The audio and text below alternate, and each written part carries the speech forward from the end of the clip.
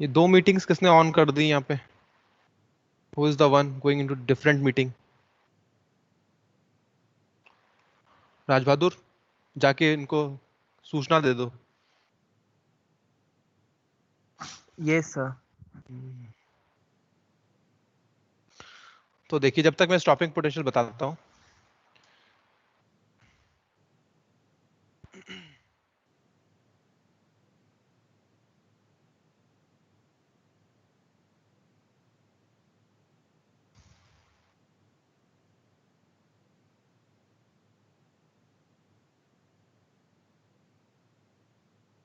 देखिए stopping potential कहां तक समझ गया था? यहां तक समझ में आ गया था कि भाई -15 ले रहा था मैं, जीरो हो गया था ये। Yes sir. ये बात समझ में आ गई थी ना आपको पूरी प्रॉपर, कि क्या मतलब है इस चीज का, कि कैसे हो रहा है?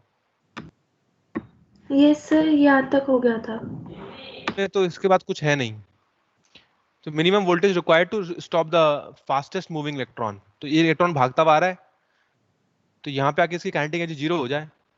ये तुम चाहते हैं कि यहाँ पे आके जीरो हो जाए इसकी काइनेटिक एनर्जी। तो यहाँ पे कितनी थी? मैक्सिमम थी, यहाँ पे हो जाए जीरो। हम ये तो चाहते हैं। तो ये कैसे होगा पॉसिबल?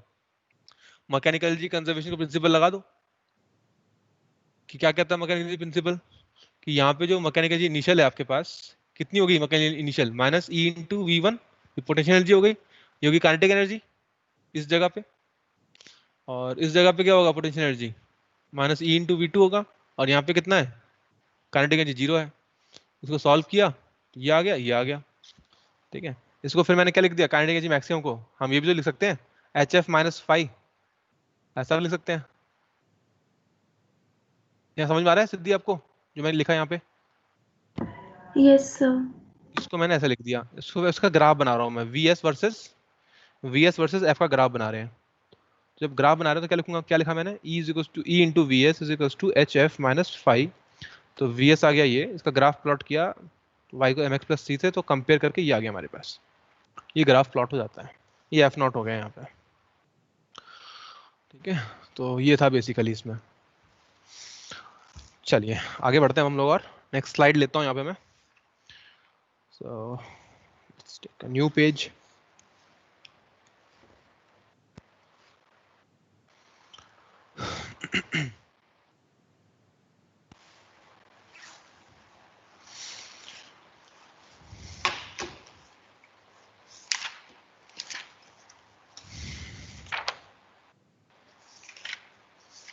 उसके बाद कुछ सवाल भी हमने किए थे, कुछ सवाल हमने शायद नहीं किए हैं। इस पे कुछ सवाल भी देखने पड़ेंगे, कुछ सवाल भी देखते हैं।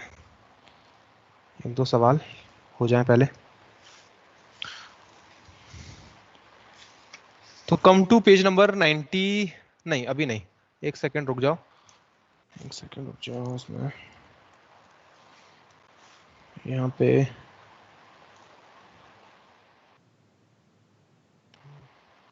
फोटो इलेक्ट्रिक करंट देखा हमने यहाँ पर, क्या बिगिनिंग हुई अभी। तो देखिए इसमें थोड़ी सी मैं बात करने वाला हूँ इंटेंसिटी को लेकर के। इंटेंसिटी, क्या मैंने इंटेंसिटी के बारे में बताया है इसमें? Intensity directly proportional to number of photons होती है, ऐसी कोई बात तो नहीं करी होगी शायद? No sir. नहीं करी है, ठीक है। यहाँ देखिए,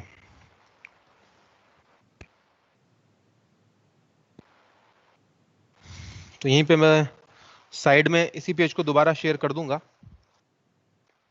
या मैं काम यूं करूं अगले पेज पे ही इसको डिस्कस कर दूं। ठीक है, तो देखिए इंटेंसिटी के बारे में जान लेते हैं यहाँ पे थोड़ा सा। इंटेंसिटी क्या होगा? मान लो कि हमारे पास है कोई, ये एरिया दे रखा है हमको, एरिया दिया हुआ है, इस तरह से एरिया दिया हुआ है, इस पे फोटॉन्स आ रहे हैं, photons are falling on this, photons fall करेंगे इस पे, इसका एरिया ए दे रखा है। ठीक है, तो फोटॉन्स आ रहे हैं n फोटॉन्स आते हैं in time, and photons strike the area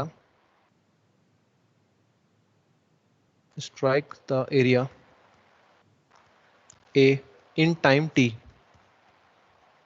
in time delta t. तो क्या कहेंगे हम लोग? First of all we will say कि भाई पावर क्या होगी? पावर होती है energy falling per unit time. तो कितना एनर्जी फॉल हो रहा है इस पे? फोटॉन्स जा रहे हैं, तो फोटॉन्स जा रहे हैं, n फोटॉन्स गए इसके पास, तो n into H C by lambda हो गया एनर्जी फॉलिंग। अपॉन कितने टाइम में फॉल हुई इतनी एनर्जी? डेल्टा टी टाइम में फॉल हुई, तो ये हो गया पावर।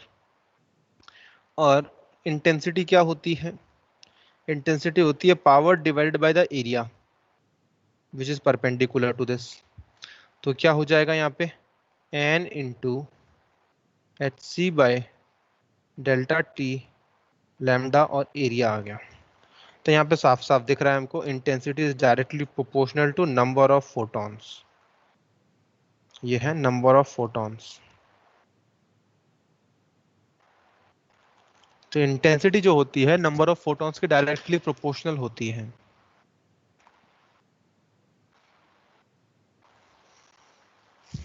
ठीक है, intensity is directly proportional to number of photons. तो हमने जो ग्राफ देखा था पहले, करंट वर्सेस वोल्टेज का देखा था, जो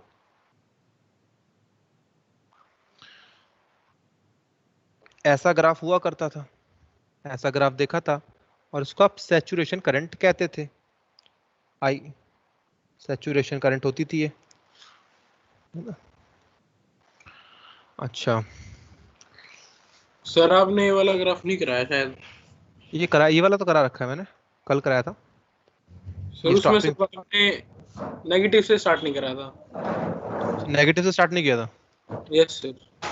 लेट मी सी, अच्छा नेगेटिव से स्टार्ट किया था सर आपने? कराया था। किया नो तो है, सर, किया था। किया था।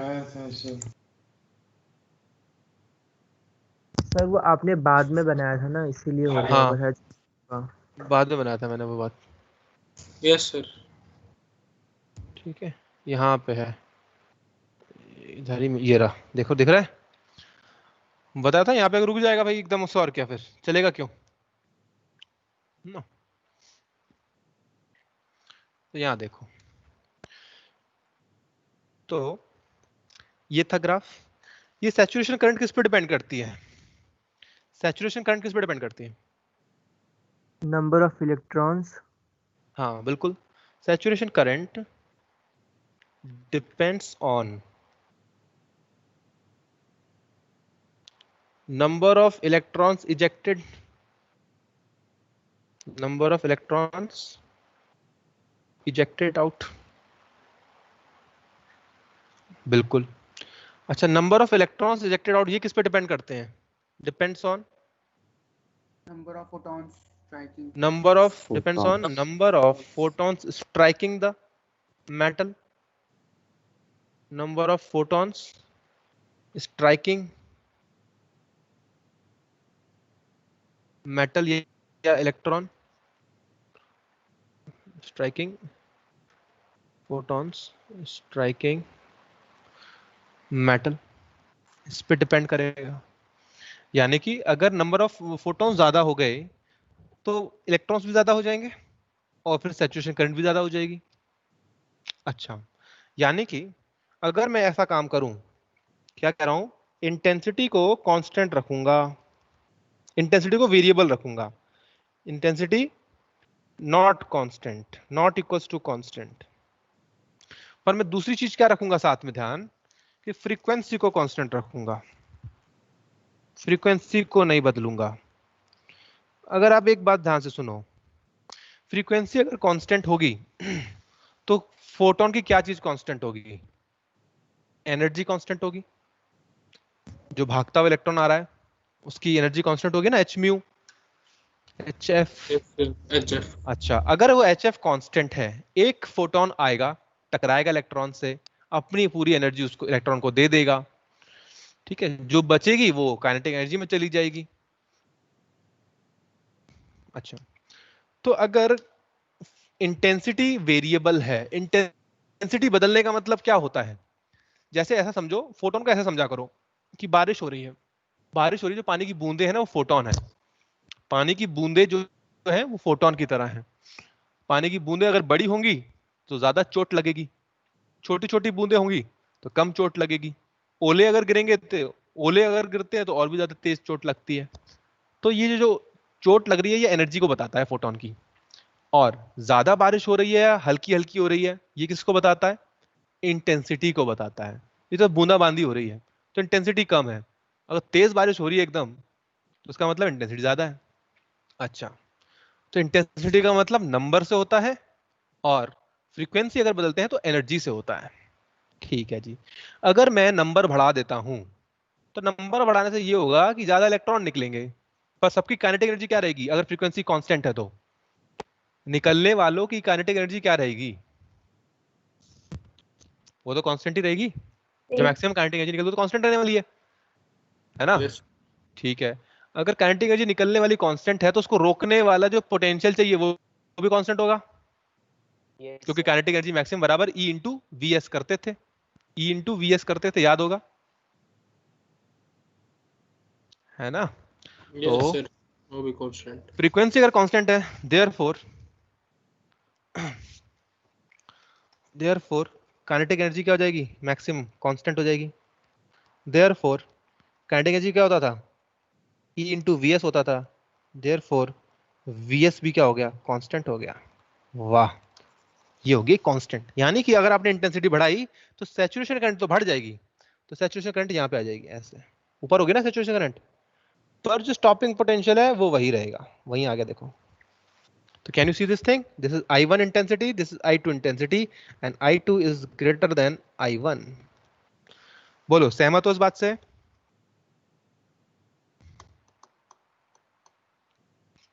समझ में आ गया कि नहीं?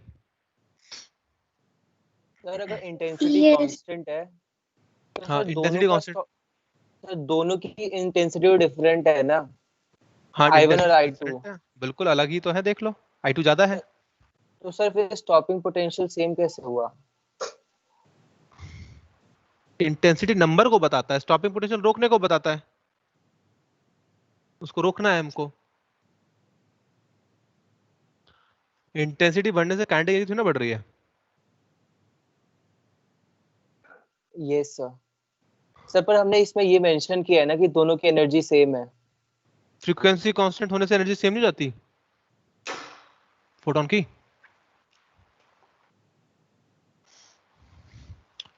फ्रीक्वेंसी एनर्जी ऑफ फोटोन क्या होता है? HF होता है ना।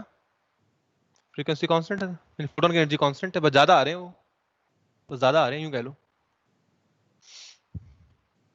समझ में आ रहा है कि नहीं आ रहा है? एग्जांपल लूं कोई और समझाने के लिए?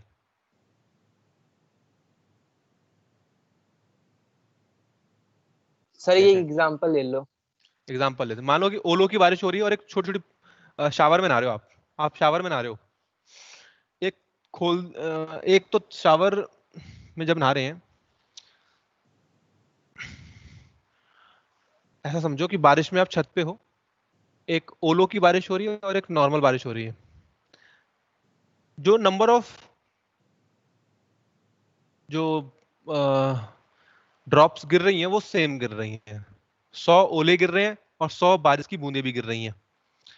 तो किसमें नहाना पसंद करोगे आप? ऑब्वियसली बात है, बारिश में नहाना पसंद करोगे, ओलो में तो कौन जाएगा, बहुत तेज लगेंगे ओले, बहुत। Yes sir. समझ रहे हैं? तो नंबर से कुछ नहीं होता। आप डर डर किससे गए? आप किसी एक ओले से डर रहे हो, आप इससे थोड़ा डर रहे हो कि बहुत सारे ओले हैं, अगर एक भी लग गया तो काम खत्म है, अगर तेज लग गया तो नंबर से सुना कुछ फर्क हुआ? एक में ताकत कितनी है, एक में, उसी से तो काम बिगड़ेगा। जैसे, समझ पा रहे हो कि समझ पा रहे हो क्या कह रहा हूं मैं? नंबर बढ़ाने से कुछ नहीं होगा, आपको एनर्जी बढ़ानी पड़ेगी किसी एक इलेक्ट्रॉन, एक फोटोन की, तब जाके आप उस इलेक्ट्रॉन को निकाल सकते हैं।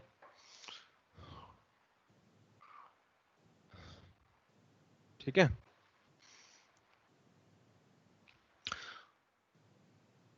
समझ में आ गया राज बहादुर? सर फिर ये इंटेंसिटी का फर्क कैसे आया जब वीएस कांस्टेंट है और के मैक्स कांस्टेंट है? ये हमने सोर्स को आगे पीछे कर दिया। सोर्स की इंटेंसिटी क्या, सोर्स है जो लाइट फेंक रहा है, सोर्स लाइट फेंकता है, इंटेंसिटी क्या होती है, इनवर्सली प्रोपोर्शनल टू आर होती है, आर स्क्वायर। Yes yes. तो इसको सोर्स को आगे पीछे कर दो, जो लाइट फेंक रहे हैं हम, तो इंटेंसिटी कम हो जाएगी, पर फोटोन की एनर्जी थोड़ा कम होगी। हम इसको I1 से छोटा भी तो बना सकते थे, I2 को। छोटा भी कर सकते हो, कुछ भी कर लो, जो मर्जी आपकी है, छोटा कर लो, बड़ा कर लो। Yes sir.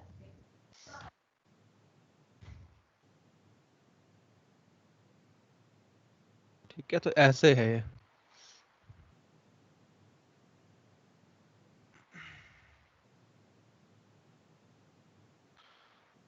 ठीक है, तो फ्रीक्वेंसी डिसाइड करता है फोटोन का एनर्जी। तो ये ग्राफ आ गया इस तरह से। अब दूसरा ग्राफ मैं ले रहा हूं जिसमें फ्रीक्वेंसी बदलेगी, नॉट कांस्टेंट, इंटेंसिटी कांस्टेंट है।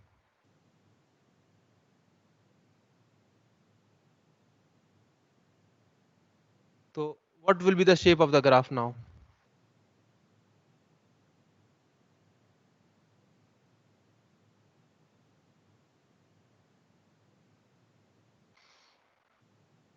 इंटेंसिटी कांस्टेंट, इंटेंसिटी का कांस्टेंट है तो क्या चीज कांस्टेंट रहेगी? निकलने वाले इलेक्ट्रॉन कांस्टेंट रहेंगे, number of photons. Number of photons, यानी नंबर ऑफ निकलने वाले इलेक्ट्रॉन भी कांस्टेंट रहेंगे। Yes, sir. अगर नंबर ऑफ इलेक्ट्रॉन कांस्टेंट रहेंगे निकलने वाले, तो करंट भी कांस्टेंट रहेगा। बिल्कुल। Yes sir, constant. तो दो यानी Yes, saturation sir. Current constant रहेगा, पर फ्रीक्वेंसी अलग अलग है, यानी रोकने की जो ताकत है वो अलग अलग लगेगी। फिर एक फोटोन तो है ओला, और एक है सिंपल वाला बारिश की बूंद। तो अगर ओला गिरेगा किसी इलेक्ट्रॉन पे, समझ रहे हैं, हेल स्टॉर्म जो होती है, एक ओला अगर गिरता है इलेक्ट्रॉन पे, तो इलेक्ट्रॉन ज्यादा तेज भागेगा जब ओला लगेगा, या पानी बारिश की बूंदे लगेगी जब ज्यादा तेज भागेगा? यस राज बहादुर, कब तेज भागेगा? एक बड़ा पत्थर मारोगे या छोटा पत्थर मारोगे? छोटा इलेक- पत्थर। क्या तेज भागेगा इलेक्ट्रॉन? इलेक्ट्रॉन तेज कब भागेगा? जब बड़ा पत्थर मारा आपने इलेक्ट्रॉन को, एक छोटा पत्थर मारा उसी स्पीड से। स्पीड तो स्पीड ऑफ लाइट ही होती है। तो किस वाले केस में आपको लगता है कि इलेक्ट्रॉन बहुत तेज भागेगा? तो बड़ा पत्थर मीन्स ज्यादा एनर्जी, तो बड़े में तो होगा यार। ये तो बात बता दो यार, आज तो बिल्कुल चुप बैठ गए यार एकदम, कुछ बोल ही नहीं रहे, हाथ साथ में साथ।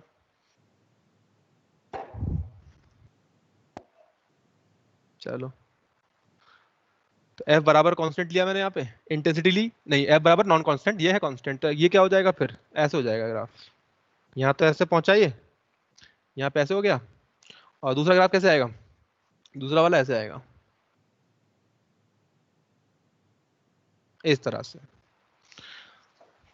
ठीक है, ऐसे ही ग्राफ बन जाता है। इंटेंसिटी कांस्टेंट है, फ्रीक्वेंसी अलग है, तो स्टॉपिंग पोटेंशियल 1, स्टॉपिंग पोटेंशियल 2। ठीक है, बहुत मुश्किल हो गई इसको रोकने में, यहाँ पे बात आ रही है। ठीक है, तो ये ऐसा ग्राफ बनता है। ठीक है, समझ में आ गई बात? ओके, ये हम कहेंगे यहाँ पे saturation current remains same, saturation current remains same।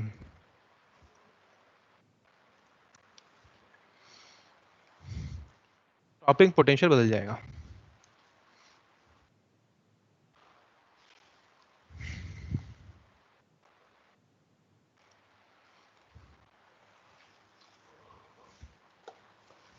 सवाल देखते हैं, कुछ आपकी बुकलेट से सवाल लेते हैं, प्रैक्टिस करते हैं थोड़ी सी। तो क्वेश्चन नंबर, आ जाओ आप यहाँ आ जाओ जरा, पेज 93 पे आइए, question number 9, page 93, question number 9। करो फटाफट से, देखो जरा, खोलो पेज। क्या आंसर आता है?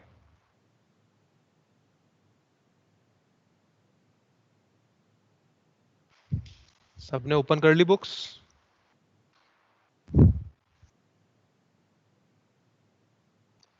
Yes sir.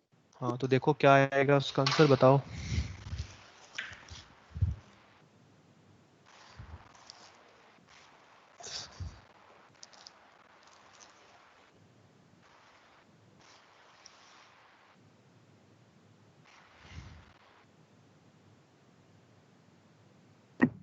Sir D. Fourth Sir, fourth.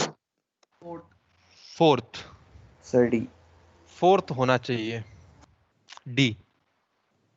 क्यों? क्योंकि पॉइंट सोर्स ऑफ लाइट है।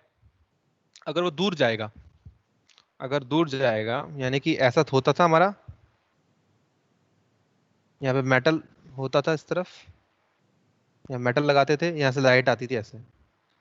अब यहाँ पे सोर्स होता था ना, वही तो लाइट भेजता था इस पे। अब डिस्टेंस कितनी है इसकी? आर है डिस्टेंस। इंटेंसिटी कैसे वेरी करती है? 1/r²। तो जो करंट आएगा वो भी तो 1/r² के हिसाब से वेरी करेगा कहीं ना कहीं। तो इसके ग्राफ कैसे होते हैं? 1/r² वाले ग्राफ कैसे होते हैं? ऐसे होते हैं हमेशा। That's why fourth option is correct. इस तरह से।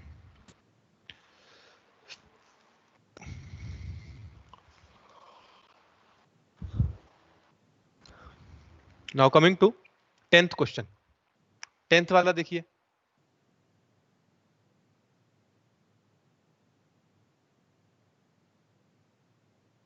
टेंथ क्वेश्चन देखो क्या होगा उसमें।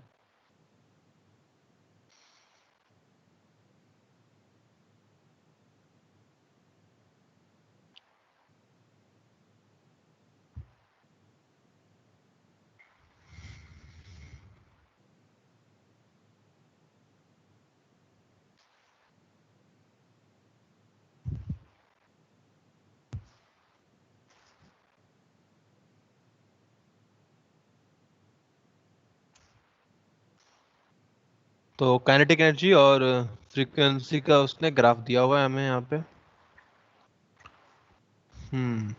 थ्रेशोल्ड फ्रीक्वेंसी किसकी ज्यादा है? Aluminium. एल्यूमिनियम की ज्यादा दिख रही है साफ साफ। और maximum kinetic energy for both the metals depend linearly on the frequency. Yes sir. हाँ यस सर। हाँ बिल्कुल सही बात है। लीनियरली वेरी कर रही है। स्ट्रेट लाइन का ग्राफ भी जो है। ठीक है, अब आओ जरा फोर्थ पे आओ, फोर्थ वाले पे। फोर्थ वाला क्या कहता है? AI is better. Aluminium is better photosensitive material than sodium. गलत क्या है, बात सही है? गलत है। फोटोसेंसिटिव है क्या ये AI? सोडियम ज्यादा है। फोटोसेंसिटिव का मतलब छुई मुई टाइप। तो छुई मुई टाइप कौन है इसमें मेटल? मतलब जरा सी लाइट मारो एकदम से उसके इलेक्ट्रॉन बाहर निकलने शुरू। सोडियम। सोडियम है ना, क्योंकि उसका थ्रेशोल्ड फ्रीक्वेंसी का उसका क्या है? उसका वर्क फंक्शन भी कम है सोडियम का, क्योंकि जब ग्राफ को पीछे खींच के ले जाओगे तो वर्क फंक्शन आ जाएगा, ये जानते हो आप, फाई आ जाता है। तो कम आएगा कि नहीं आएगा? कम आएगा वो, समझ रहे हो? जब एक्स्ट्रापोलेट करेंगे पीछे तो सोडियम का जो फाई आता है ना, इंटरसेप्ट, वो फाई होता है। तो सोडियम का कम आएगा। सोडियम कम आने का मतलब उसका वर्क फंक्शन कम है। वर्क फंक्शन कम होने का मतलब ज्यादा दिक्कत नहीं होगी इलेक्ट्रॉन निकालने में, हमको आराम से निकाल लेंगे। तो सोडियम इज बेटर फोटोसेंसिटिव, है ना? सर, ये बात है। अच्छा, तो 10th का ये जो थर्ड ऑप्शन को देखो जरा। The stopping potential are different for Na and aluminium, sodium and aluminium for the same change in frequency from their respective threshold frequency. यानी ये बात तो हम जानते हैं कि थ्रेशोल्ड फ्रीक्वेंसी से ज्यादा फ्रीक्वेंसी देते हैं तभी इलेक्ट्रॉन बाहर निकलते हैं। ठीक है, तो ये कह रहा है कि मैं थ्रेशोल्ड फ्रीक्वेंसी से 2 कदम आगे चला। जो भी आपकी थ्रेशोल्ड फ्रीक्वेंसी है उससे 2 हर्ट्ज, 2 फ्रीक्वेंसी और आगे चले जाओ। तो काइनेटिक एनर्जी दोनों के केस में क्या मिलेगा? सेम मिलेगा या डिफरेंट होगा? सर डिफरेंट होगा। डिफरेंट होगा। देख लो जरा, Different होगा पैरेलल है, दोनों पैरेलल है, ये पैरेलल है सर ऐसे। दोनों की थ्रेशोल्ड एनर्जी भी तो डिफरेंट है। ये डिफरेंट है, ये ठीक है, ये डिफरेंट है। ये कह रहा है कि तुम आगे जाओ 2 हर्ट्ज आगे, आगे यहाँ पे 2 हर्ट्ज और आगे आ जाओ, फिर 2 हर्ट्ज आगे आ गए, यहाँ पे भी 2 हर्ट्ज आगे आ जाओ। बताओ काइनेटिक एनर्जी सेम है अलग है? थीटा सेम है। भाई टेन थीटा तो सेम है, टेन थीटा सेम है ना दोनों का। तो height upon base is equal to same, तो h बराबर क्या आएगा, सेम इंटू बेस। बेस भी तो सेम ले रहे हैं, तो कितना चल रहे हैं, सेम चल रहे हैं 2 हर्ट्ज, तो हाइट भी क्या आ गया, h सेम आ गया। भाई जितना यहाँ एडवांस करोगे, यहाँ पे एडवांस करोगे, उतना यहाँ भी तो एडवांसमेंट आएगी, तो सेम काइनेटिक एनर्जी आ जाएगी ना दोनों के केस में। देख रहे हैं, मजेदार चीज है ये। तो हम क्या कह सकते हैं, स्टॉपिंग पोटेंशियल सेम हो गया ना फिर, therefore same stopping potential, same stopping potential. बोलो बात हजम हो गई? यहाँ क्या कह रहा है, यहाँ डिफरेंट कह रहा है, तो गलत ऑप्शन हो गया ना, तो second option is correct, second option is correct one. Sir हाँ जी, सर इसमें जैसे kinetic energy equal to EVS होता है सर, तो काइनेटिक एनर्जी तो डिफरेंट है दोनों की, तो सर फिर तो वीएस डिफरेंट नहीं होना काइनेटिक चाहिए। एनर्जी क्या होता है, ईवीएस होता है। यहाँ पे वीएस की बात कहाँ हो रही है, हाँ काइनेटिक एनर्जी ईवीएस होता है, तो काइनेटिक एनर्जी सेम है ना दोनों की, तो ईवीएस कर दो तो वीएस भी सेम आएगा। Yes sir. देखो ये तो लिख रहे हो भाई, ये सेम नहीं है, तो ये भी सेम ही आएगा। हम्म। ठीक है,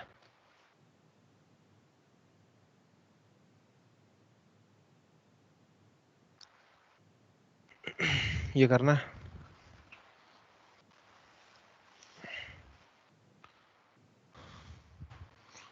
डाउट हो तो पूछ लो, राज बहादुर समझ में आ रहा है कि नहीं आ रहा है? सर आ रहा है थोड़ा थोड़ा। हम्म,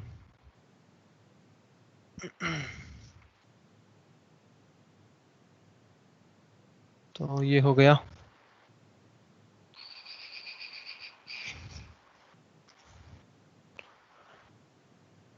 और न्यूमेरिकल्स देखता हूँ उस पे बेस्ड में।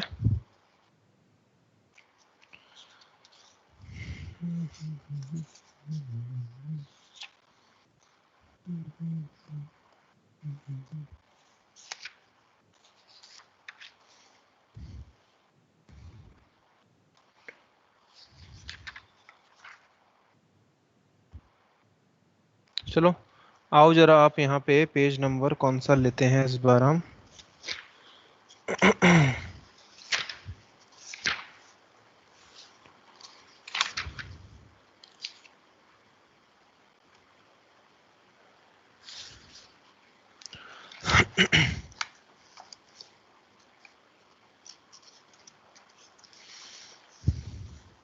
चलो पेज नंबर 130 पे आओ, पेज नंबर 130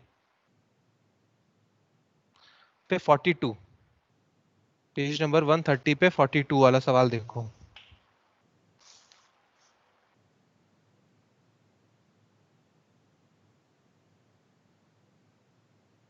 वन 130 पे 42।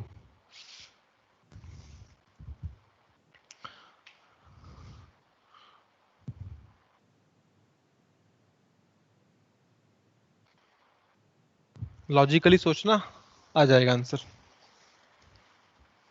सर के रहेगा थर्ड ऑप्शन। चेक करो जरा पीछे, सही है क्या?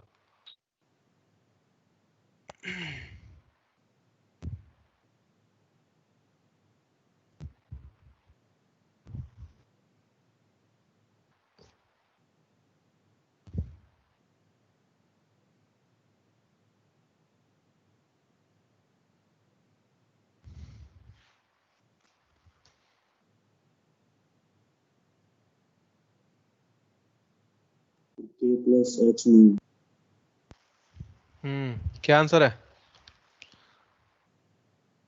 पेज नंबर 130 पे आते हैं हम लोग, क्वेश्चन नंबर 42 देखते हैं, है ना।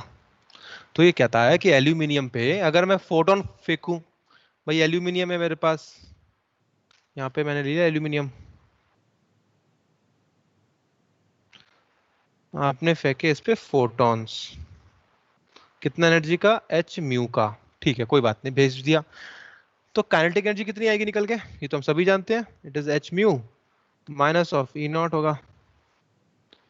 If the frequency of the radiation is doubled, radiation की फ्रीक्वेंसी डबल कर दी, maximum kinetic energy of the ejected photoelectron will be, यानी के डैश, ये कर दिया आपने ट्वाइस ऑफ दिस माइनस ये वही रहेगा, तो कितना आएगा काइनेटिक एनर्जी,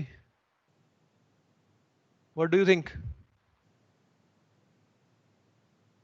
यस सौम्या कितना आ रहा है? K plus H mu. K plus H. हाँ इसको क्या लिख सकते हैं, इसको ऐसा लिख सकते हैं ना हम लोग कि भाई ये 2 बार लिखा हुआ है इसने, इसको ऐसा लिख सकता हूं मैं, इसी एक्सप्रेशन को ऐसा लिख सकता हूं, तो ये तो हमारा ऊपर वाला हो गया k प्लस एच म्यू, तो आ गया k डैश, ठीक है ये हो गया ऐसे। अगला देखते हैं 45 करो, 45 क्वेश्चन नंबर 45।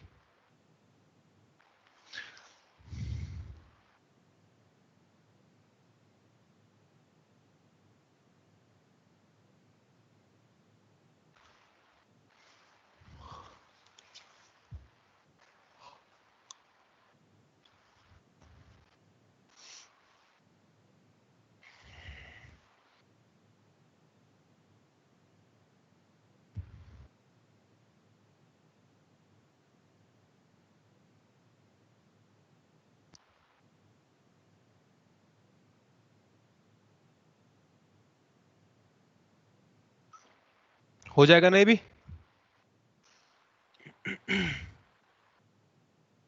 सर 16 तो आंसर में है ही नहीं। 16 नहीं है तो आप क्या है, करने में की गलती होगी फिर,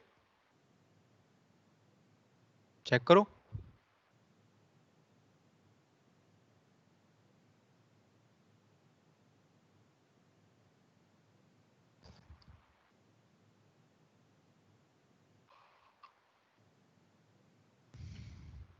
यस किसी का आया तो बताइए।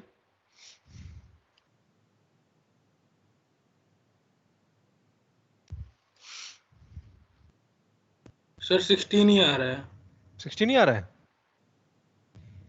So fourth आंसर आ रहा है। फोर्थ आ गया, लो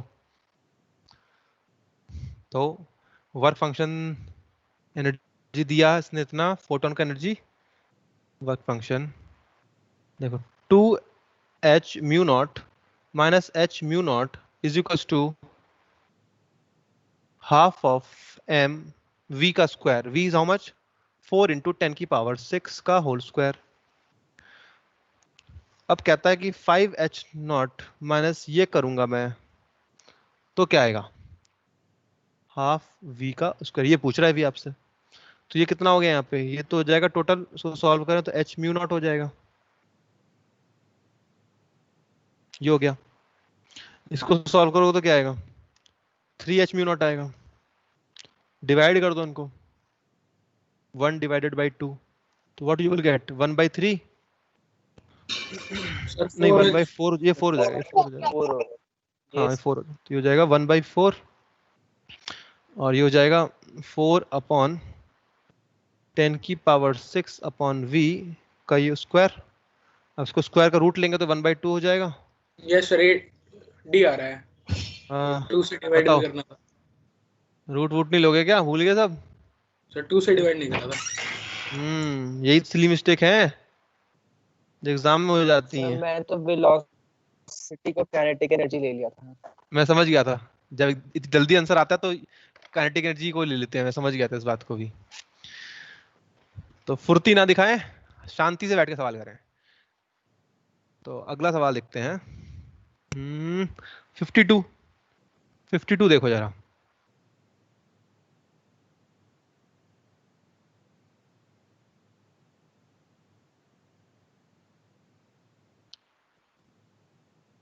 velocity of photons is proportional to, पहले आप ही बताओ फोटॉन्स की वेलोसिटी कितनी होती है?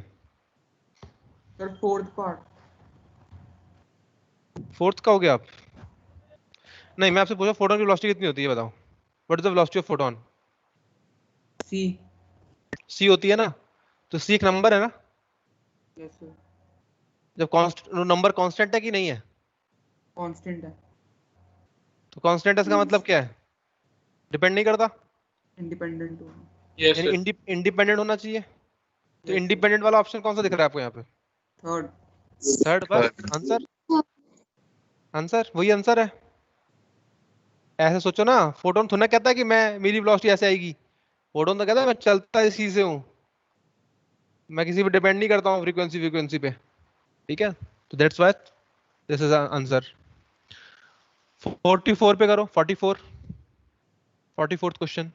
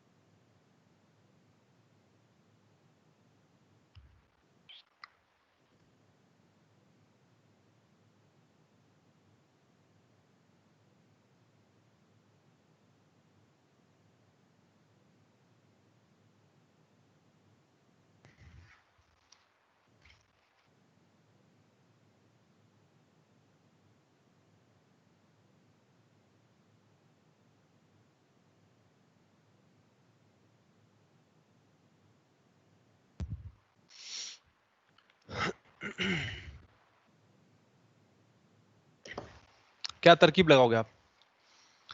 वर्क फंक्शन दे रखे हैं उसने 3, और आपको फोटोन का वेवलेंथ दे रखा है, और कहता है कि बताओ किस में से निकाल सकते हैं ये हमारा फोटोन, किस में से निकाल सकता है electron. Sir energy is equal to 1 2 3 4 upon lambda. हाँ बिल्कुल वही करो, बिल्कुल सही पकड़ा आपने। 3 आ रहा है। हाँ, तो अगर आप एनर्जी निकाल लेते हैं ना, एनर्जी जो इलेक्ट्रॉन वोल्ट में होगी, क्या होगी? 1 2 3 divide by lambda in angstrom. ये तो दिखा था हम लोगों ने, यस याद करो। क्रॉस मल्टीप्लाई कर लिया, मैं इसको इधर ले आया, उसको उधर, ऐसा लिखा हुआ है। और ये कितना दे रखा है मेरे को? 1 2 3 4 1 डिवाइड बाई 4100। कितना आंसर आएगा डिवाइड करने पे? ये 12,000 है, 12,300 है, ये कितना है? ये 4,000 कुछ है, सर अप्रोक्सीमेटली 3 आ जाएगा, 3 3 इलेक्ट्रॉन वोल्ट आ जाएगा। अच्छा, तो ये आ गया इलेक्ट्रॉन वोल्ट 3 के अराउंड। तो अब खुद सोचिए 3 इलेक्ट्रॉन वोल्ट वाला कौन है यहाँ पे? Sir A 2 and B. किसको निकाल सकता है? ये वाला लैम्डा कहता है कि मैं 3 वाले को तो आराम से निकाल दूंगा, 3 से ज्यादा होगा ना तो नहीं निकाल सकता वर्क फंक्शन को। ये वर्क फंक्शन ही है, ये वर्क फंक्शन ए है, और बी को। सर यानी ए और बी को निकाल फेंकेगा वो।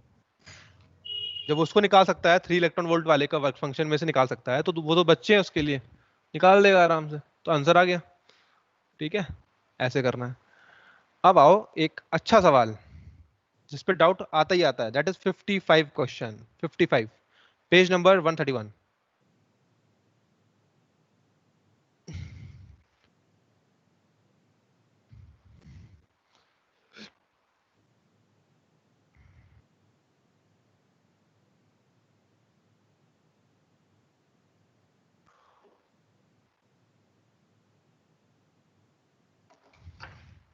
फिफ्टी फाइव अच्छा सवाल है, इससे मैथमेटिकल स्किल्स लगेंगी आपकी, उसको लगाइए। 1 मिनट लो और करो उसे।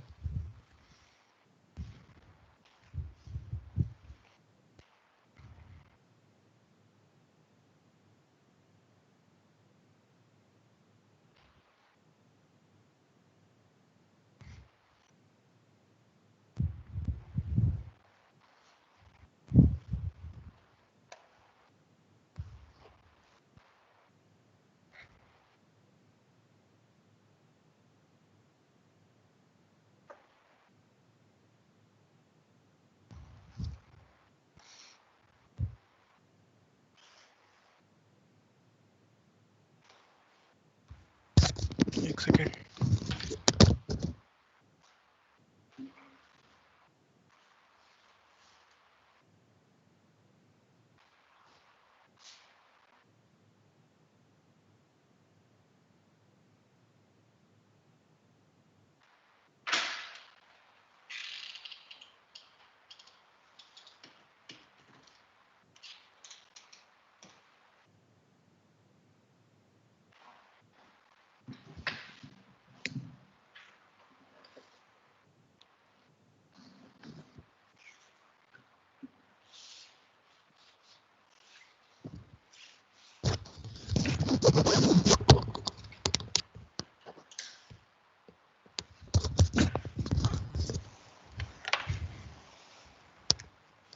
हाँ करते हैं, देखो अब इसे। In a photo emissive cell with excitation wavelength lambda, the fastest electron has a speed v.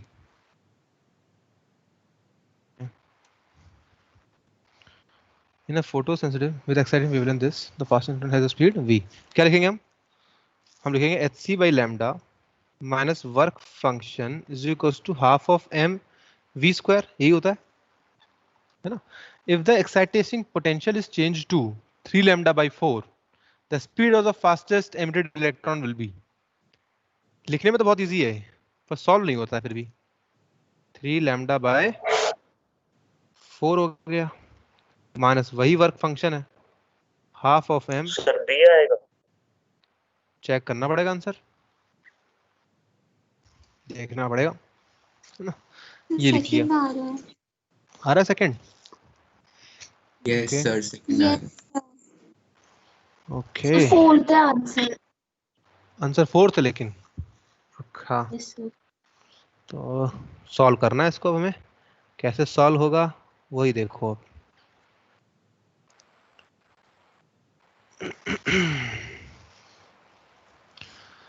Lambda कम कर दिया ना इसने, लैम्डा कर दिया है कम।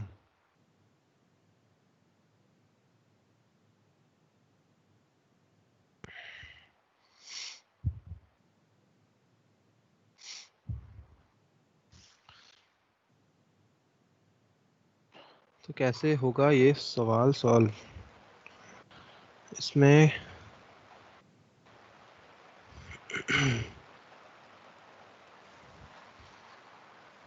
अगर मैं मल्टीप्लाई कर देता हूं, किसी से आया आंसर 4? किसी का नहीं आया।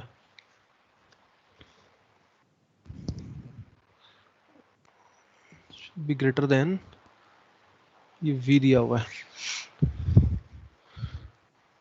सब्ट्रैक्ट करते हैं जरा इसको, ये सिर्फ मैथमेटिकल स्किल्स पे ही डिपेंड करेगा। तो सब्ट्रैक्ट करते हैं तो एच सी बाई लैम्डा तो आ गया common, 1 minus 4/3 0 half of M V square minus v1 का स्क्वायर। तो यहाँ पे हो जाएगा minus H C by 3 lambda.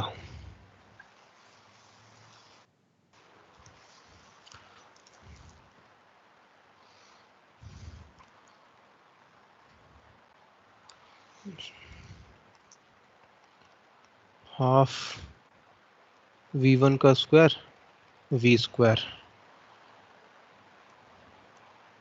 है ना?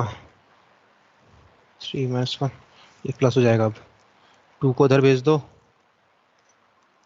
3 लैम्डा v1 का स्क्वायर माइनस v स्क्वायर। तो इसको इधर भेज देते हैं तो हो जाएगा ये प्लस ऑफ v स्क्वायर, ये हो गया। तो v1 कितना आएगा? v1 आ जाएगा v square plus 2hc by 3 lambda.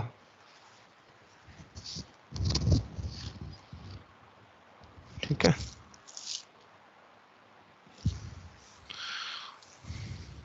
अच्छा ये चीज आ गई यहाँ पे हमारे पास, v square plus something. Sir M नहीं आएगा? एम कहीं गायब हो गया क्या? हाँ ये रहा एम, ये हो गया।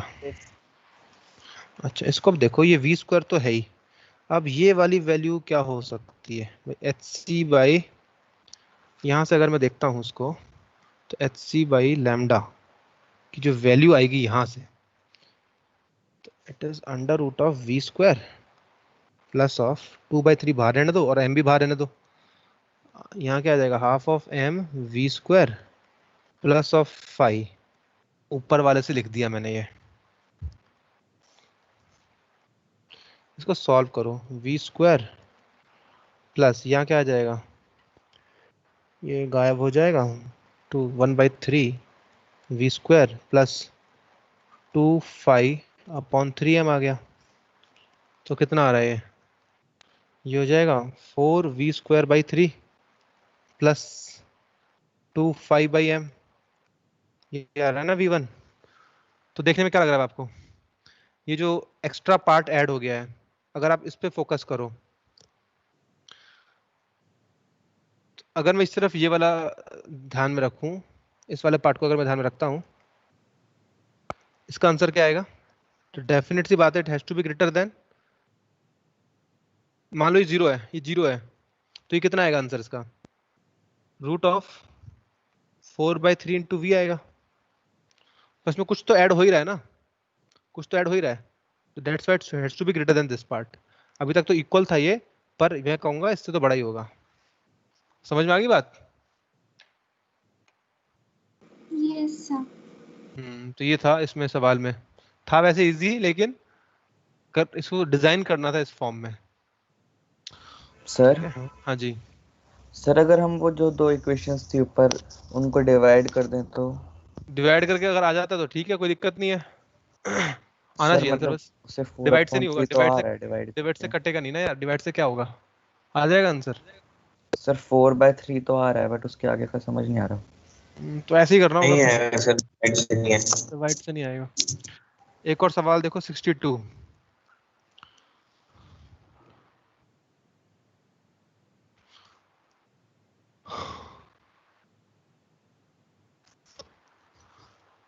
फाइंड एमिटेड पर सेकेंड। इसमें को एफिशिएंसी का क्या मतलब होता है? 3% efficiency of photo electric effect.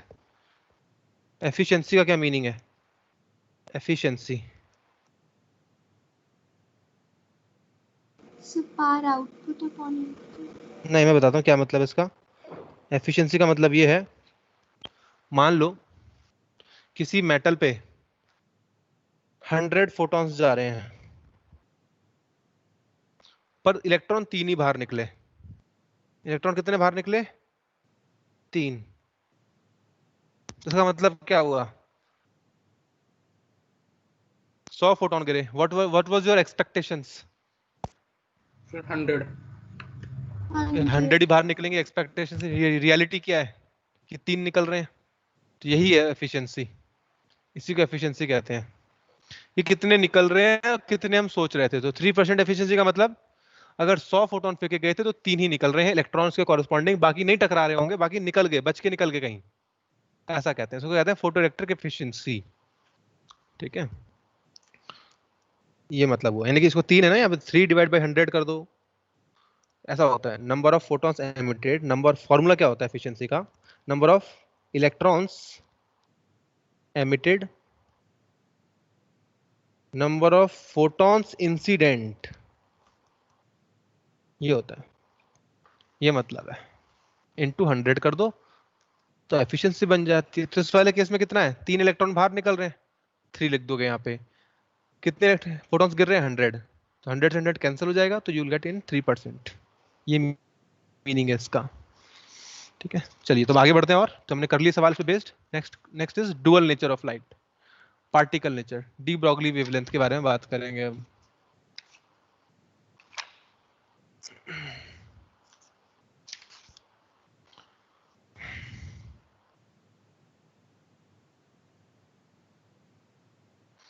De Broglie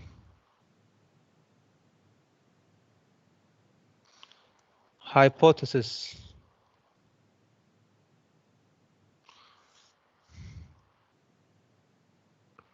ये कहता है कि भाई फोटोन का जो मोमेंटम होता है, फोटोन का मोमेंटम कितना होता है? h/mv होता है, सॉरी h/लैम्डा होता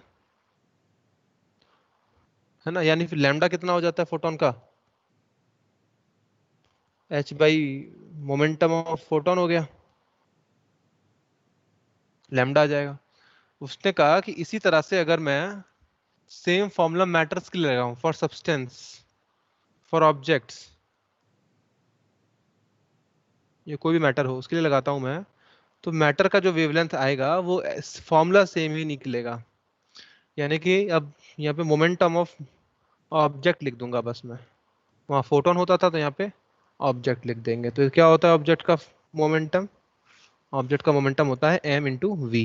तो ये हो गया lambda, lambda is equals to H upon M V आ गया। अब इसको प्रूफ तो नहीं करा, तभी ये हाइपोथेसिस बोलते हैं इसको। क्या कहते हैं? हाइपोथेसिस। हाइपोथेसिस मतलब हाइपोथेटिकल है, ये लॉजिकल नहीं है कि कैसे निकाला इस आंसर को, कि क्या लॉजिकल बैकग्राउंड था इसके पीछे, ऐसा लिखने के पीछे कोई लॉजिकल नहीं था, तुक्का लगाया उन्होंने और सही निकल गया। जब एक्सपेरिमेंट करते हैं ना, तो एक्सपेरिमेंट रिजल्ट्स जो आ रहे हैं वो सही आ रहे हैं, वेव मान के सही रिजल्ट्स हमको ऑब्टेन हो रहा है यहाँ पर। तो इसको कहते हैं मैटर वेव्स, ब्रॉगली वेवलेंथ कहते हैं इसको, h upon mv। what is this v? this v is velocity at any instant। ये इंस्टेंटेनियस वेलोसिटी होती है, ध्यान रखें, जिस इंस्टेंट पे होगी उसी इंस्टेंट का लैम्डा मिलेगा, इंस्टेंटेनियस वेलोसिटी है ये, इंस्टेंटेनियस लैम्डा हो गया।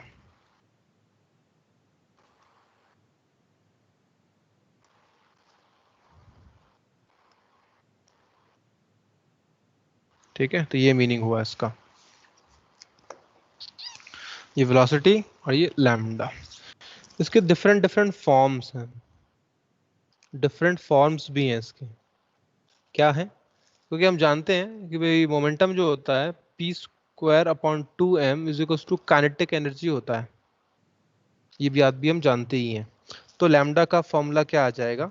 It is will be h upon of, ये मोमेंटम भी तो होता है, ये मोमेंटम ही है, तो ये भी मोमेंटम है यहाँ पे p स्क्वायर, तो it will be under root of 2m के ई, काइनेटिक एनर्जी आ गया। ठीक है, तो ये सेकंड फॉर्म हो गई। थर्ड फॉर्म क्या होगी? थर्ड फॉर्म है h is equal to under root of 2m Q V. अगर एक्सेलरेट कर दिया किसी चार्ज पार्टिकल को v पोटेंशियल डिफरेंस में, तो क्यू वी लिख देते हैं, kinetic energy is equal to Q V आ जाता है। वही सेम तरीके से इसको ड्राइव किया है। कैसे ड्राइव किया इसको? कि मान लो कि यहाँ पे है हमारे दो terminals,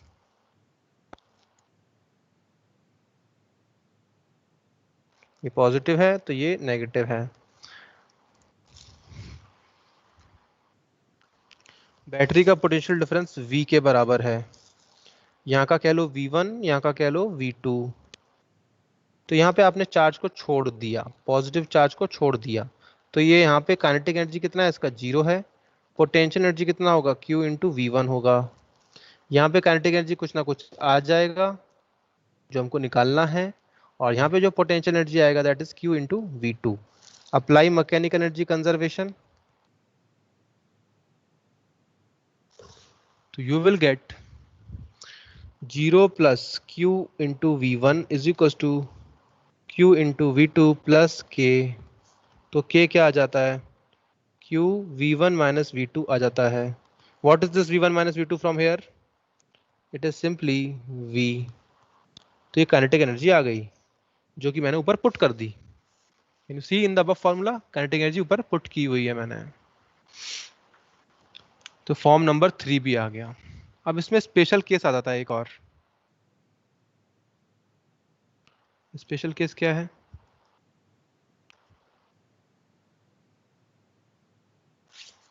that is if Q is equal to E है, इलेक्ट्रॉन का ही चार्ज है, अगर इलेक्ट्रॉन है तो लैम्डा क्या हो जाएगा? H upon of under root of 2m mass of electron, charge of electron is E and V is the potential difference, V is the potential difference। so यहाँ पे हम कह सकते हैं साफ साफ कि H की वैल्यू, M की वैल्यू, E की वैल्यू, इन सब की वैल्यू पुट कर दो, तो what you will gate? Electron के लिए क्या मिल जाएगा? इलेक्ट्रॉन के लिए लैम्डा क्या आएगा? पोटेंशियल डिफरेंस अगर V है तो you get this result 150 upon V, ये आ जाता है यहाँ पे 150 अपॉन V के बराबर एंगस्ट्रॉम। ध्यान रखिए इस फॉर्मूले को, इलेक्ट्रॉन के केस में हम इस फॉर्मूले को यूज कर सकते हैं। इसको फर्दर सॉल्व करोगे तो you will get 12.27 divide by root of v angstrom.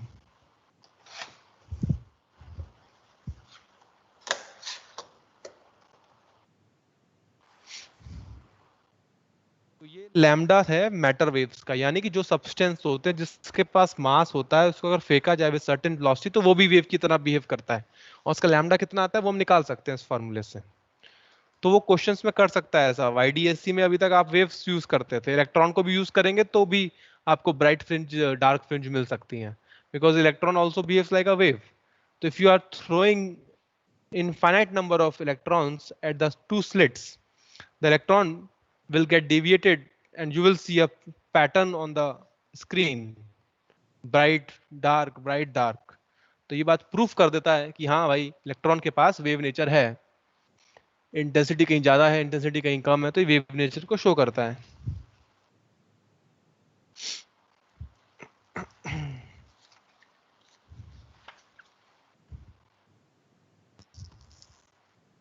ठीक है, तो इस पर एक सवाल देखता हूं मैं, अच्छे सवाल इसको उठाते हैं जरा हम लोग।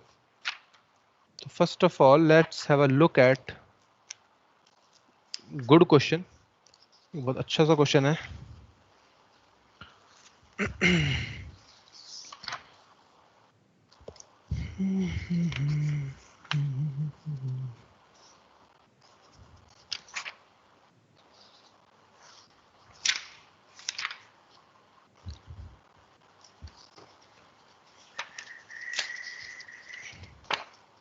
हाँ जी, पेज नंबर 126 पर आइए। अच्छा सवाल है तभी ले रहा हूं उसको मैं, छोटा मोटा नहीं है। 126 पे फोर्थ वाला करो जरा, फोर्थ वाला। पेज नंबर क्या है? 126।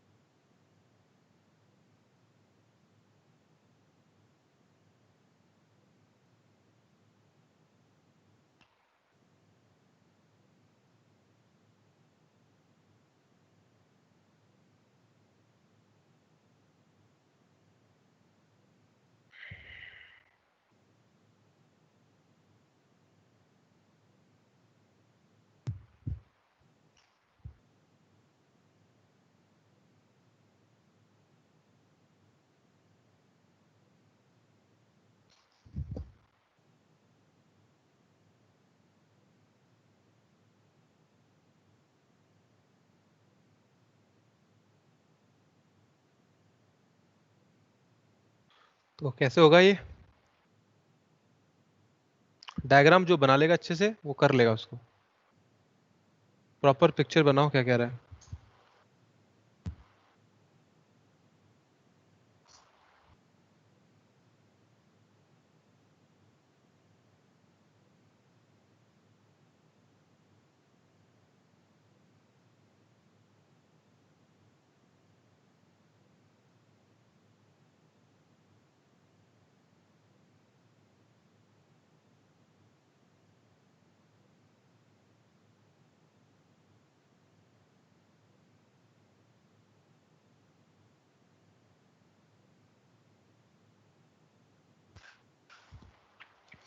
An electron of mass m with the initial velocity v naught enters an electric field। Electric field कैसे बन रहेगी बताओ? ऐसे बनेगी इलेक्ट्रिक फील्ड। ये आ गया ई नॉट। वेलोसिटी किधर है पार्टिकल की? यहाँ पे है कहीं पे। कितना दे रखा है initial? It is V nought. और समय कितना है? t इक्वल टू 0 है। तो किधर भागेगा ये चार्ज पार्टिकल? इलेक्ट्रॉन किधर भागेगा ये? सर आगे। और आगे भागेगा। और यहाँ आगे पे यहाँ आ जाएगा। कितना वेलोसिटी हो जाएगा यहाँ पे बताओ? इनिशियल वेलोसिटी ये थी, यहाँ पे कितनी हो जाएगी वेलोसिटी आफ्टर टाइम t?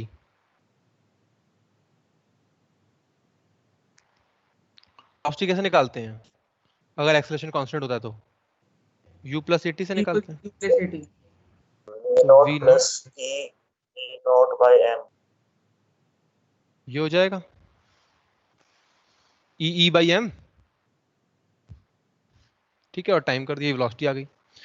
तो लैम्डा क्या आ जाएगा यहाँ पे? यहाँ पे अगर लैम्डा था लैम्डा नॉट, तो यहाँ पे क्या आ जाएगा लैम्डा? लगा दो ना formula, h upon of M V. V कितना है यहाँ पे? देख ही रहा है साफ साफ, V nought plus E by M into T है। अब क्या करोगे यहाँ से एक काम करो अब कि v को कॉमन ले लो, 1 plus E by M V nought into T. ये क्या बन गया फिर? ये तो लैम्डा नॉट बन गया जो उधर था पीछे। तो यहाँ पे लैम्डा कितना है? h upon M V nought ही तो था। आ गया आंसर आपके पास। ऐसे होगा, ठीक है। This is the procedure. चलो 11th करो, 11th पेज 127।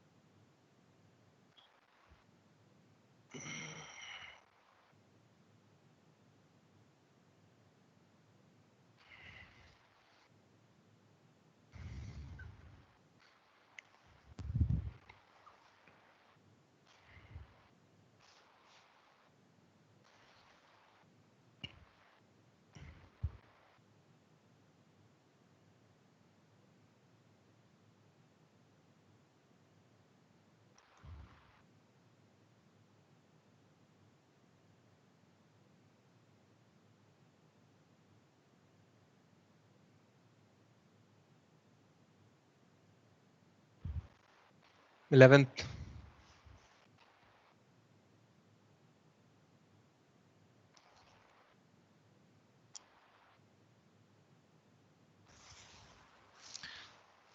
तो 11th देखिए, electron of mass m and a photon having same energy, the ratio of de Broglie wavelength associated with them is।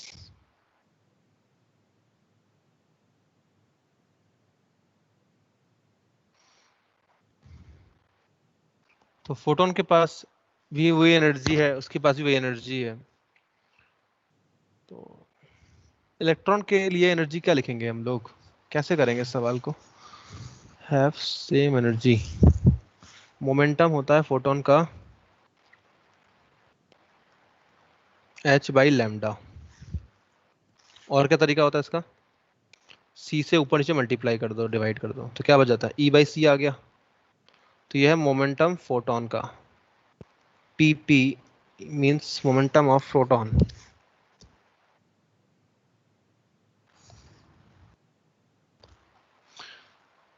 अब मोमेंटम ऑफ इलेक्ट्रॉन क्या आएगा? It is h upon M V, ये होता है।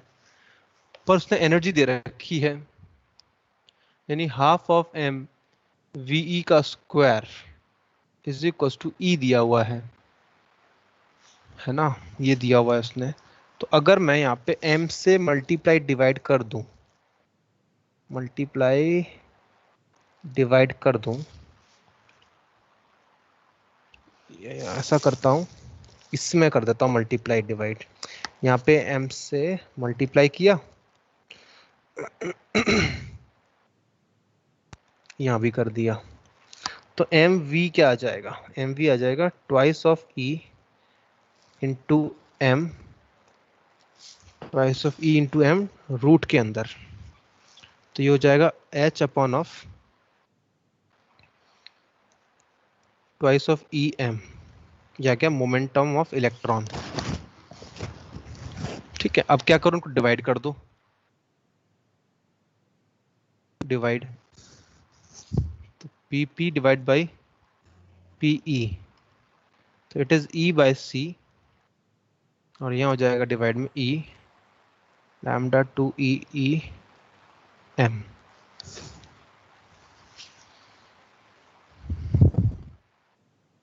तो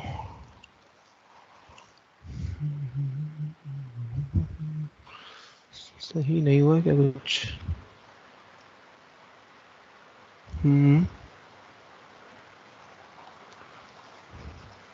momentum आ गया electron का, ये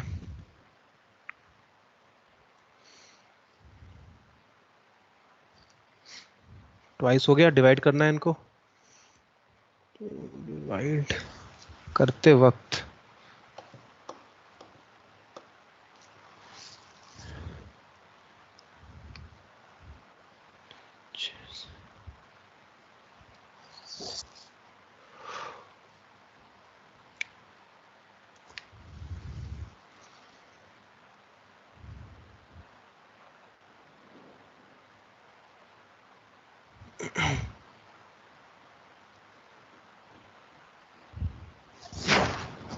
एच नहीं है ना पिक्चर में, एच को भी हटाना पड़ेगा,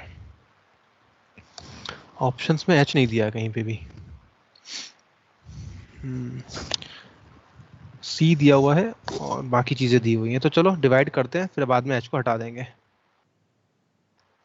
तो E by C H to M E, H को कैसे हटाएं, कुछ लिखा जा सकता है एच को क्या?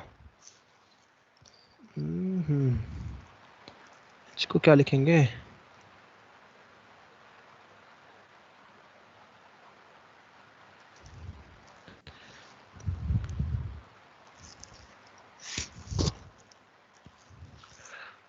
तो अगर आप एच को दोबारा से लिख दो यहाँ पे, तब तो फिर रेशियो नहीं आ पाएगा। ये कह रहा है रेशियो, वेवलेंथ का रेशियो निकालना है ना, वेवलेंथ का निकालना आपने है, उसका वो ले लिया ना। हाँ मोमेंटम का ले उसमें रहा हूँ आपने वो मैं, ले लिया ना, मोमेंटम ले रहे हो सर आप। मोमेंटम का रेशियो ले रहा हूँ मैं तो यहाँ पे, वही वेवलेंथ का निकालना है। तो वेवलेंथ का क्या हो जाएगा यहाँ पे? हाँ ये तो वेवलेंथ है ना, ये वेवलेंथ ही तो थी।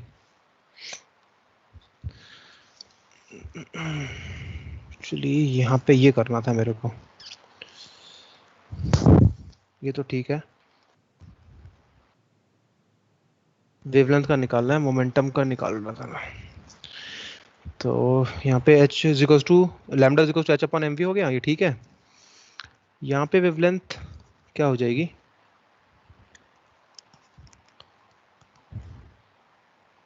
h अपॉन पी हो गया यहाँ पे, यहाँ हम यूं भी तो कह सकते हैं, ये क्यों ही यूज करें, हटाओ उसको। E बराबर एच सी बाई लैम्डा होता है, तो लैम्डा आ जाएगा एच सी बाई ई, ये हो गया lambda of photon, H C by E. यहाँ पे लैम्डा है एच अपॉन एम वी, तो एम वी को तो हम लिख चुके थे भी। मोमेंटम क्या होता है? अंडर रूट ऑफ 2m के होता है मोमेंटम, तो 2m के ही होता है, तो h अपॉन ऑफ 2me हो जाएगा, ये लैम्डा ऑफ इलेक्ट्रॉन आ गया। अब डिवाइड कर दो इनको, है ना, अब इजीली हो जाएगा, लैम्डा ऑफ e, तो H C by E divided by this h, ये चला गया ऊपर, 2me कैंसिल हो गया, so we are getting e c upon e under root of 2me। इसको सॉल्व करेंगे तो क्या आएगा? 2m बाई ई आ जाएगा, ये आंसर हो गया, यानी कि फर्स्ट ऑप्शन हो जाएगा इससे। तो ध्यान से क्वेश्चन रीड करना जरूरी है, मैं मिस कर गया उसको कि लैम्डा वो हमारा पूछ रहा है। सर 1/c है फर्स्ट ऑप्शन। 1/c है, तो कुछ हमने डिवाइड में गलती कर दी क्या? ऐसा क्या हुआ फिर? मे बी उसने रेशियो किसका निकाल दिया, de Broglie wavelength of associated with them, I think इसने पूछा किसका, इलेक्ट्रॉन का पूछा है और फोटोन का पूछा है, इलेक्ट्रॉन का पहले आना चाहिए ऊपर। इसको रिवर्स कर दो आप। ये किसका दे रखा है, फोटोन बाई लैम्डा ई है ना, उसने वो मांग रहा है दिस बाई दिस, ये मांग रहा है। तो ऐसा मैं करूंगा तो क्या आ जाएगा, सेकंड ऑप्शन हो जाएगा। तो फिर सेकंड ऑप्शन हो जाएगा इस हिसाब से, है ना, सेकंड ऑप्शन आ जाएगा। तो चेक करो क्या है, यहाँ सी आ गया, √2m और ये ई।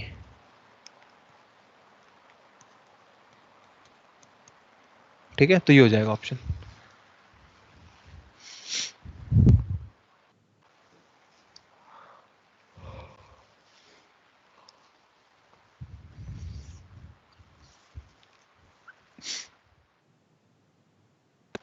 नेक्स्ट इज 15th, देखो 15th वाला AIPMT में आया हुआ सवाल है, क्वेश्चन नंबर 15, पेज है 127। तो क्या रहा है, which of the following figures represent the variation of particles momentum and the associated de Broglie wavelength? Sir C third third, particle momentum, inverse momentum h upon, हाँ मोमेंटम लैम्डा होता है h upon mv, यानी कि h upon p हो गया momentum. Wavelength और momentum inversely related है, inverse वाले ग्राफ हमेशा ऐसे ही होते हैं, तो ये ऐसे आंसर आ जाएगा। ठीक है, तो ऐसे ही सवाल है, इसमें ज़्यादा डिफिकल्ट नहीं है, बस प्रोसेस सही से लगानी होती है कि किसको कहाँ कैसे लिखना है, दैट्स इट। ठीक है, तो अभी 10 मिनट का ब्रेक ले लेते हैं हम लोग, फिर आते हैं, आगे बढ़ेंगे, एटम्स की तरफ जाएंगे फिर। So take a 10 minutes break. तो मैं आ जाऊंगा अभी 11:05 पे स्टार्ट कर दूंगा मैं, 11:05 पे। खत्म हो गया ये। हाँ, इसमें दो चीज एक रह गई है, डिवीजन जर्मर एक्सपेरिमेंट, उसकी सिर्फ वैल्यूज बतानी है आपको, ज्यादा कुछ है नहीं। और ठीक है, तो उसमें कुछ बचा नहीं है, मैं अभी सीधा एटम्स पे आ जाऊंगा अभी। चलिए 10 मिनट का ब्रेक, 11:05 में सब आ जाइए। 11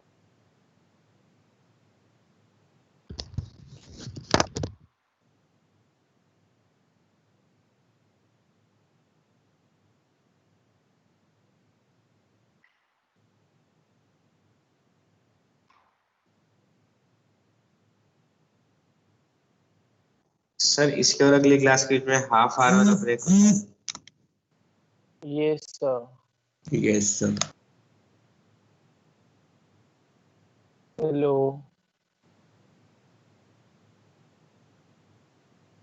sir.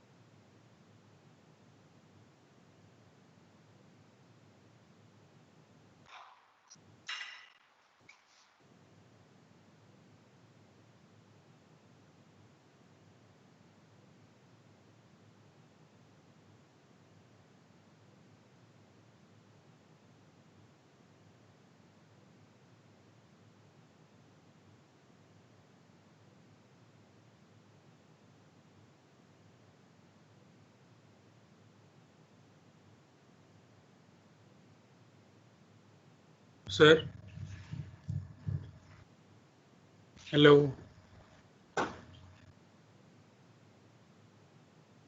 Sir hello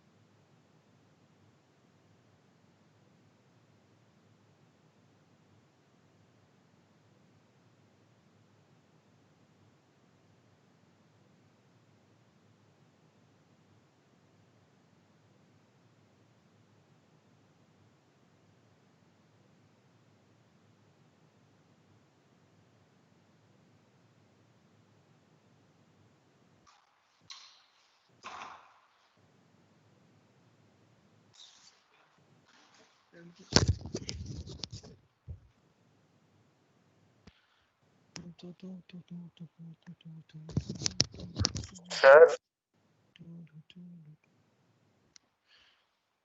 Oh God. Yes, we're here. We are. So, are you all there? आगे सब लोग? सर अभी Yes, half an sir. Hour का ब्रेक सर अभी हाफ एन आवर का ब्रेक है। अच्छा, अभी हाफ एन आवर वाला होता है क्या ये? Yes sir. Yes sir yes sir half मैं एक काम करूं, अभी ले लेता हूँ, फिर आधा घंटा छोड़ दूंगा पहले, चलेगा क्या? सर अभी खाना खा रहे हैं। यस सर सर अभी खाना खा खा रहे थे। सर ब्रेकफास्ट भी नहीं किया था। यस तो सर 11:30 पे आना 8 पड़ेगा। o'clock से बैठे हैं। तो मैं yes sir. 11:30 Yes, MR6, what do you say? MR6 अभी ले लो सर। अरे यार अभी तो क्या करें, तो गड़बड़ हो गया मामला।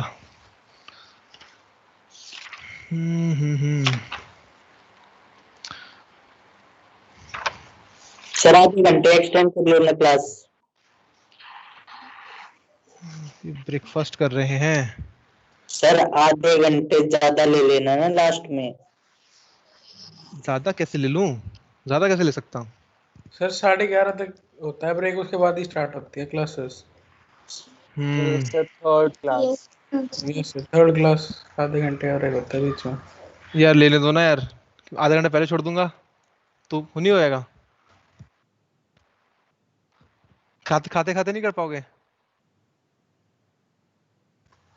चलो सर लिखना भी होता है। यस सर एक बार Yes. ट्राई किया था, नोटबुक खराब हो गई थी। अच्छा चलो तो फिर अब 11:30 पे आते हैं फिर, है ना? यही करते हैं फिर 11:30 पे आओ। Yes, sir. Okay sir. Okay thank you sir. Okay, everyone meet after at 1:30 11:30